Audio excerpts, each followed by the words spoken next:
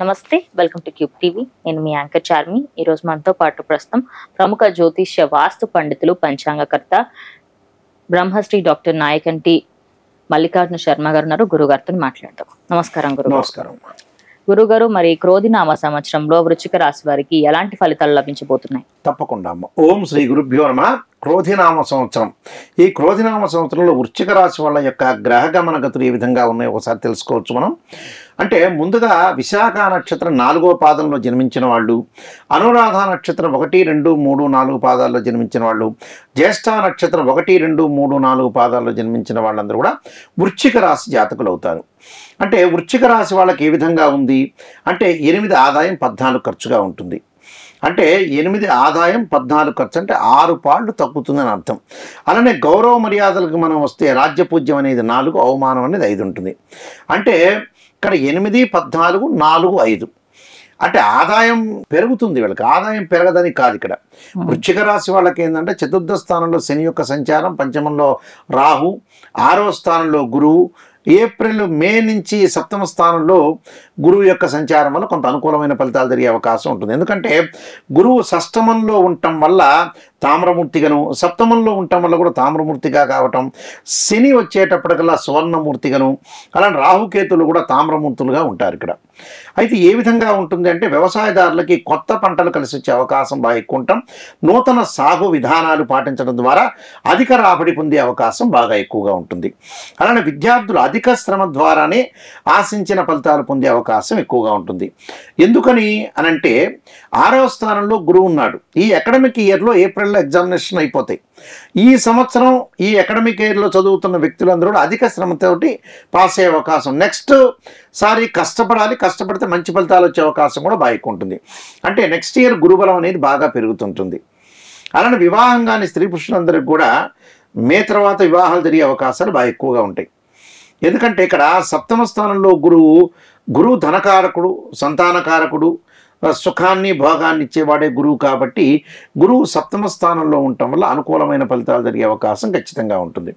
వివాహం కాని స్త్రీ పురుషులందరూ కూడా వివాహాలు జరగటం, సంతాన పరంగా కొంతమందికి ఇబ్బందులు ఉంటాయి. అంటే మాతృత్వం అనేది చాలా గొప్పవరం. సంతానం సంపత్ప్రదం అన్నారు. ఏది సంపాదించినా, ఏ డబ్బులు సంపాదించినా కూడా వృధా కాకుండా ఉండాలంటే తల్లిదండ్రుల యొక్క కష్టానికి ఫలితం ఏంటంటే పిల్లలు. 1 రూపాయి సంపాదించినా, ఎంత సంపాదించినా పెళ్లి కాకపోతే జీవితం అనేది వ్యర్థం లాంటిది. అంటే పిల్లలు పుట్టాలి, పిల్లలు కూడా ఇంపార్టెంట్ ఇక్కడ. అందువల్లే మనకి శ్లోకాల్లో కూడా సంతాన సంపత్ప్రదం అంటారు. అందువల్ల అవన్నీ ఉండాలి, అవన్నీ ఉంటేనే మంచిది. కాబట్టి సంతానం, ఇన్ఫర్టిలిటీ ఇష్యూస్ ఉన్న వాళ్ళందరికీ కూడా సంతానం కలిగే అవకాశం అనేది ఖచ్చితంగా ఉంటుంది ఇక్కడ. వివాహ సంబంధాలు కలవటం, ప్రేమించుకున్న యువకులు ఎవరైతే ఉంటారో పెద్దలను ఒప్పించి వివాహం చేసుకునే అవకాశాలు ఎక్కువగా ఉంటాయి. కాబట్టి మంచి సుపరిణామం, మంచి జరగాలి ఆశించాలి మనం. అందులో ఆర్థిక ఆదాయం కూడా బాగా పెరిగే అవకాశం అనేది ఉంటుంది.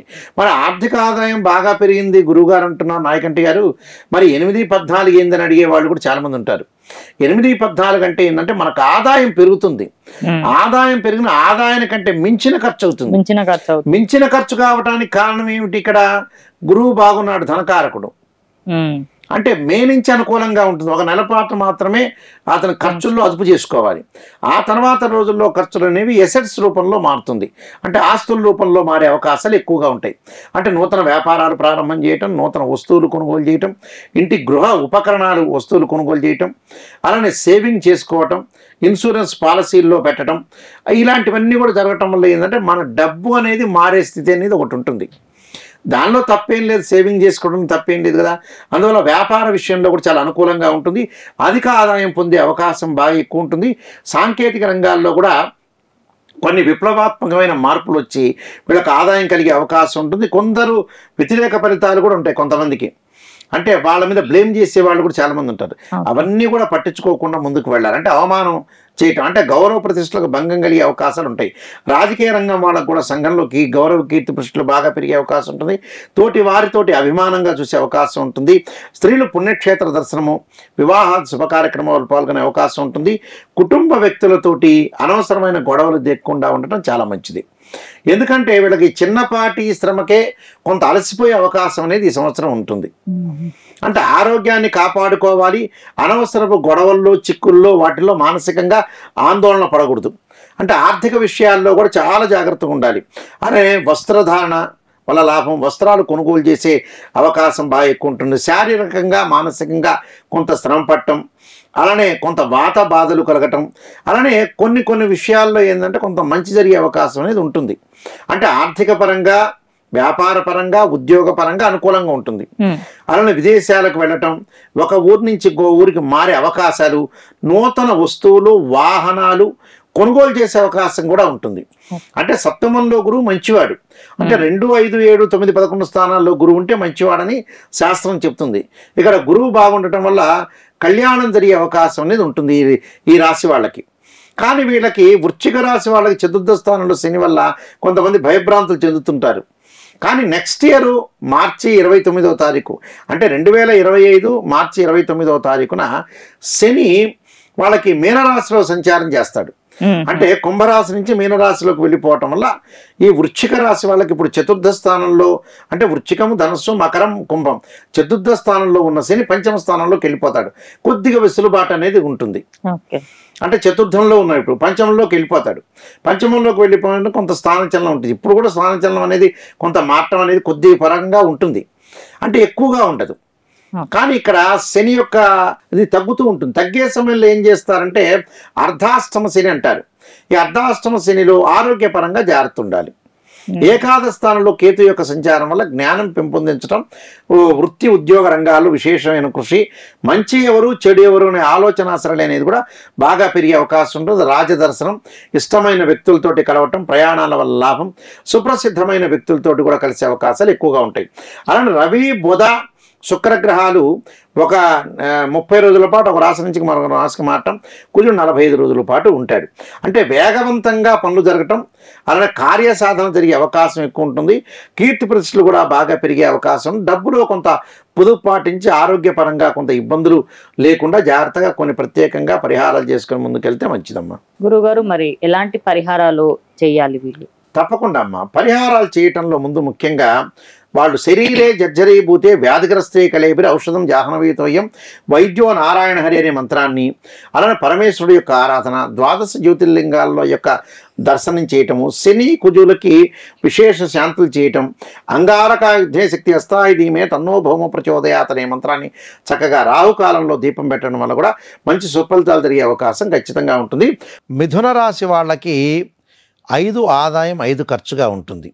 అలానే 3 రాజ్యపూజ్యం 6 అవమానంగా ఉంటాయి. అంటే 36, 55. అంటే ఇక్కడ మిథున రాశి వాళ్ళకి మృగశిర నక్షత్రం 3, 4 పాదాల్లో జన్మించిన వాళ్ళు, ఆరుద్ర నక్షత్రం 1, 2, 3, 4 పాదాల్లో జన్మించిన వాళ్ళు, పునర్వసు నక్షత్రం 1, 2, 3 పాదాల్లో జన్మించిన వాళ్ళందరూ కూడా మిథున రాశి జాతకులు అవుతారు. మిథున రాశి వాళ్ళకి 5 ఆదాయం 5 ఖర్చు, 3 గౌరవం 6 అవమానం. ఎలా ఉండబోతుంది అంటే గురువు ఈ సంవత్సరం అంతా కూడా లోహమూర్తిగాను, అలానే తదుపరి ఈ సంవత్సరం అంతా కూడా లోహమూర్తిగా ఉంటాడు. అంటే లోహమూర్తిగా ఉంటాడు. శని వచ్చే సువర్ణమూర్తి, రాహుకేతులు కూడా లోహమూర్తులుగా ఉంటారు.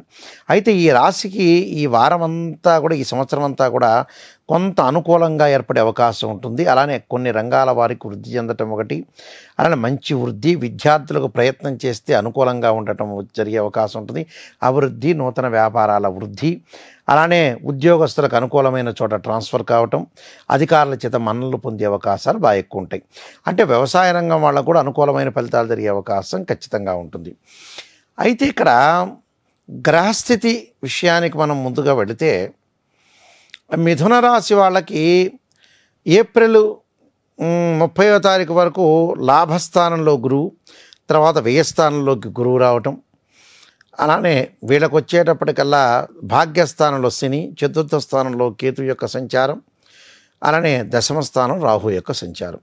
ఇంకా రవి, బుధ, శుక్రగ్రహాలు ప్రతి నెల మారుతూ ఉంటాయి. 30 రోజులకు ఒకసారి ఒక రాశి నుంచి మరొక రాశికి మారుతుంటాయి. అలానే కుజుడు 45 రోజులకు పాటు మారుతూ ఉంటాడు. మరి ఏ విధంగా ఉండబోతుంది మిథున రాశి యొక్క ఫలితాలు చూస్తే, మిథున రాశి వాళ్ళకి ఆదాయం అనేది బాగా పెరుగుతుంది. ఉద్యోగస్తులకు ట్రాన్స్ఫర్ అయ్యే అవకాశం ఉంటుంది. వాళ్ళు ఏదైతే కోరుకుంటారో ఆ కోరుకున్న స్థలానికి వెళ్ళే అవకాశం అనేది ఖచ్చితంగా ఉంటుంది. దానిలో ఇబ్బందికరమైన వాతావరణం లేదు. అంటే వ్యాపారం చేసుకునే వాళ్ళు నూతన వ్యాపారాలు ప్రారంభం చేసుకోవచ్చు. నూతన వ్యాపారాల ద్వారా కూడా మంచి లాభాలు జరిగే అవకాశం ఉంటుంది. అలానే శ్రమకి తగ్గ గుర్తింపు వస్తుంది. మంచి ఆస్తికి సంబంధించిన విషయాలు కానీ వివాదాలు కలిగే అవకాశాలు ఉంటాయి. అంటే ఆస్తికి సంబంధించిన విషయాలు కొన్ని ఉంటాయి కదా, వివాదాలు కలిగే అవకాశాలు ఎక్కువ ఉంటాయి. అంటే వృత్తి వ్యాపార రంగాల్లో అనుకూలమైన ఫలితాలే జరుగుతాయి. అంటే ఎంత ఆదాయం వస్తుందో అంత ఖర్చు అవుతుంది. దానికి కారణం ఏమిటి అని ఆలోచన చేస్తే నవమ స్థానంలో శని యొక్క సంచారం, దశమంలో రాహు, మిగతా గ్రహాల యొక్క కలయిక కూడా ఉంటుంది, కాంబినేషన్ అనేది.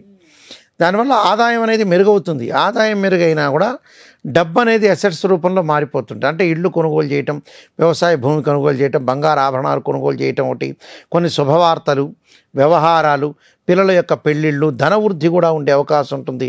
మిత్రులతో శుభ కార్యక్రమాల్లో వేడుకల్లో పాల్గొనే అవకాశం, రాజకీయ వృద్ధి, వ్యవసాయం చేసే వాళ్ళకు కూడా అనుకూలమైన కాలం. అతి ఎక్కువ పెట్టుబడి మాత్రం పెట్టుకోకూడదు వ్యవసాయదారులు. అలానే కొన్ని పూర్వపు సమస్యలు కొన్ని ఉంటాయి, పాత రోజుల్లో ఉండే సమస్యలు, ఆ సమస్యలు కూడా తొలగిపోయే అవకాశం ఉంటాయి. అనుకున్న కార్యక్రమాలన్నీ కూడా విజయవంతమయ్యే అవకాశాలు ఉంటాయి. ఉద్యోగస్తులకు అనుకూలంగా ఉంటుంది. సంతానం ద్వారా సుఫలితాలు జరుగుతాయి. వివాహం కానీ స్త్రీ పురుషులకు మటుకు కొంత వివాహాలు అనేవి ఎక్కువ సమయం బట్టే అవకాశం ఎక్కువ ఉంటుంది. అంటే గృహంలో ఆనందము, ఆశయ సిద్ధి, అనుకున్న ప్రయత్నాలన్నీ కూడా సర్వకార్య విజయాన్ని సాధించే అవకాశం ఎక్కువ ఉండటం, అన్ని పనులలో కూడా కొంత శుభ ఫలితాలు ఎక్కువ జరిగే అవకాశాలు ఎక్కువగా ఉంటాయి. ప్రయాణాలు చేయటం, ప్రయాణాల్లో కొన్ని ఇబ్బందులు కలిగే అవకాశం అనేది ఒకటి ఉంటుంది. కొంత ఆరోగ్యపరంగా కొంత నలత ఉన్న ఆరోగ్యం గతం కంటే కూడా మెరుగైన ఫలితాలు వచ్చే అవకాశం ఉంటుంది. దీర్ఘకాలిక వ్యాధులు, అలానే బీపీ షుగరు ఉన్న వ్యక్తులకు కూడా కొంత అనుకూలమైన ప్రయత్నాలు అనుకూలంగా జరిగే అవకాశాలు ఉంటాయి. అంటే గతం కంటే కూడా ఇప్పుడు అనుకూలంగా ఉండే అవకాశాలు బాగా ఎక్కువ ఉంటాయి. దానివల్ల ఇబ్బందికరమైన వాతావరణం ఏమీ ఉండదు. కానీ ఇక్కడ ఏంటంటే గ్రహస్థితి మనం ఆలోచన చేస్తే కొంత గురువు యొక్క బలం ఏప్రిల్ 30 వరకే ఉండటం, తర్వాత వ్యయ స్థానంలోకి వెళ్ళిపోతాడు గురువు సహజంగా 2, 5, 7, 9, 11 స్థానాల్లో సుఫలితాన్ని ఇస్తాడు. కానీ ఇక్కడ వ్యయ స్థానంలో గురువు ఉన్నాడు కాబట్టి మనం ఆర్థిక పరంగా పొదుపరి కావాలి ఇక్కడ. అంటే ఎంత డబ్బు వచ్చిందో అంత విచ్చలవిడిగా ఖర్చు పెట్టుకోవడం మంచిది కాదు. అలానే స్త్రీ వల్ల కూడా అనుకోని సమస్యలు వచ్చే అవకాశాలు ఎక్కువ ఉంటాయి. కొంత ద్వితీయార్థంలో కూడా కొంత ఉపశమనం ఉన్నా కూడా విందులు వినోదాల్లో పాల్గొంటారు. ఇలా అక్టోబర్, నవంబర్ మాసాల్లో కూడా గురువు వక్రగతి, అంటే గురువు ఈ వక్రగతులు, త్యాగాలు ఇవన్నీ జరిగినాయి. గురువు శని అంటే త్యాగము, వక్రగతి రెండు జరుగుతుంటుంది. రెండు జరగటం వల్ల అక్టోబర్, నవంబర్ మాసాల్లో కొంత జాగ్రత్తగా ఉండాలి. అంటే ఆరోగ్యపరంగా శ్రద్ధ వహించడం, మనీ పరంగా కూడా శ్రద్ధ వహిస్తే మంచిది. అంటే ఇక్కడ చతుర్థ స్థానంలో కేతు ఉండటం వల్ల కూడా తల్లి యొక్క ఆరోగ్యం, వాహనాల మీద ప్రయాణం చేసేటప్పుడు అతివేగం అనేది పనికిరాదు. అతివేగం లేకుండా చాలా కేర్గా ఉండి ముందుకు వెళ్ళాలి. తల్లిదండ్రుల యొక్క ఆరోగ్యం, వీళ్ళ యొక్క తల్లిదండ్రుల యొక్క ఆరోగ్య విషయంలో కానీ, అలానే చదువు విద్యాభంగం కాకుండా జాగ్రత్త వహించాలి. ఎందుకంటే ఈ సంవత్సరం ఎలా ఉంటుందనంటే కొంత ఏప్రిల్ అకాడమిక్ ఇయర్ వరకు బాగుంటుంది ఈ రాశి వాళ్ళకి. తర్వాత నెక్స్ట్ ఇయర్ చాలా జాగ్రత్త ఉండాలి. అది చాలా ఇంపార్టెంట్ మిథున రాశి వాళ్ళకి. అలానే మిథున రాశి వాళ్ళకు వచ్చేటప్పటికల్లా 9వ స్థానంలో శని, భాగ్యంలో శని, ఆదాయం బాగా పెరుగుతుంది. ఏదో ఒక రకమైన వస్తువులు కొనుగోలు చేయటం వల్ల డబ్బులు ఖర్చు అయ్యే అవకాశం అనేది ఒకటి ఉంటుంది. కాబట్టి ఇక్కడ ఈ మిథున రాశి వాళ్ళకి అనుకూలమైన ఫలితాలే ఉన్నాయి. కానీ కొంత మనశ్శాంతి లోపించే అవకాశం ఎక్కువ ఉంటుంది. వృధా ప్రయాణాలు, కొంతవరకు కొంత ఖర్చు అయ్యే అవకాశాలు ఎక్కువ ఉంటుంది. ఆ స్త్రీ వల్ల కూడా కొంత అనుకోని సమస్యలు. వ్యాపారం అని నూతన వ్యాపారాలు చేయకుండా ఉన్న వ్యాపారాన్ని కొనసాగించుకోవడం మంచిది. ఉద్యోగస్తులకు అనుకూలంగా ఉండే అవకాశం ఉంటాయి. పరిస్థితులు ఏంటంటే క్రమంగా చక్కబడే అవకాశాలు బాగా ఎక్కువ ఉంటాయి. అందువల్ల రాజకీయ రంగం వాళ్ళు కూడా అధికంగా పెట్టుబడి డబ్బులు పెట్టకూడదు. సినిమా రంగం వాళ్ళు కూడా అధికంగా పెట్టుబడులు పెట్టడం వల్ల కూడా కొంత అనవసరంగా నష్టపోయే స్థితి అనేది వచ్చే అవకాశం ఉంటుంది. కాబట్టి మిథున రాశి వాళ్ళకి గౌరవ ప్రతిష్టల విషయంలో కూడా జాగ్రత్తగా ఉండాలి. బంధువులతోటి చాలా జాగ్రత్తగా ఉండాలి. అంటే కొంతమంది పిలిచి పలకరిస్తారు, అంటే పిలిచి పలకరిస్తే కానీ తెలుస్తుంది కదా అంటారు. అంటే పిలిచి పలకరించే వాళ్ళు చాలామంది ఉంటారు, అనవసరంగా వెళ్ళేవాళ్ళని. వాళ్ళు కోర్టు వాళ్ళు, అడ్వకేట్స్ వాళ్ళు పిలిచి పలకరిస్తారు ముద్దాయిల్ని ఉన్న కేసుల్లో. కానీ మనం పిలిచి పలకరించాల్సిన అవసరం ఏం లేదు కదా. ఆ పిలిచి పలకరించడం వల్ల కూడా కొంత నష్టం జరగటం. అంటే ఒక సామెత ఉంటుంది, కాలు కడగనేలా అడుసు తొక్కలేనా అన్నట్టుగా. అనవసరంగా బురదలో దిగటం ఎందుకు? మనం బురదలో దిగి వాడి చేత తెన్నించుకున్నట్టుగా చెప్పు దెబ్బలు తిన్నట్టుగా ఉంటుంది. అందువల్ల చాలా జాగ్రత్తగా వహించాలి. లౌకిక జ్ఞానంతో వెళ్ళాలి. అంటే లౌకికమే పరమార్థం వీళ్ళకి. లౌకిక జ్ఞానంతో వెళ్ళి ముందుకు వెళ్తేనే మంచిది. లేకపోతే అనవసరమైన ఇబ్బందులు గురి కాకుండా చాలా జాగ్రత్తగా కొన్ని పరిహారాలు చేసుకొని ముందుకెళ్తే మంచి జరిగే అవకాశం ఖచ్చితంగా ఉంటుంది. ఎలాంటి పరిహారాలు చేసుకోమంటారు గురుజీ? వీళ్ళు తప్పకుండా అర్ధకాయ మహావీరం చంద్రాదిత్యమర్ధనం సింహకా గర్భ సంభూతం తం రాహుం ప్రణమామి అని ఓం నమస్య పంచాక్షరి. అలానే వీళ్ళు చేయాల్సింది ఏంటంటే దత్తాత్రేయ స్వామి యొక్క పఠనం చేయాలి. అలానే నవగ్రహ శాంతి ప్రక్రియలు, నవగ్రహ యొక్క ప్రదర్శనలు, భయం ఆందోళన పోవడానికి ఆంజనేయ స్వామి యొక్క ప్రదర్శనలు చేయటం వల్ల మంచి జరిగే అవకాశం ఖచ్చితంగా ఉంటుంది. శ్రీ క్రోధినామ సంవత్సరంలో మిథున రాశి వాళ్ళందరికీ కూడా సుఫలితాలు జరగాలని ఆశిస్తూ సర్వే జనా సుఖినో భవంతు. ధన్యవాదాలు గురుజీ.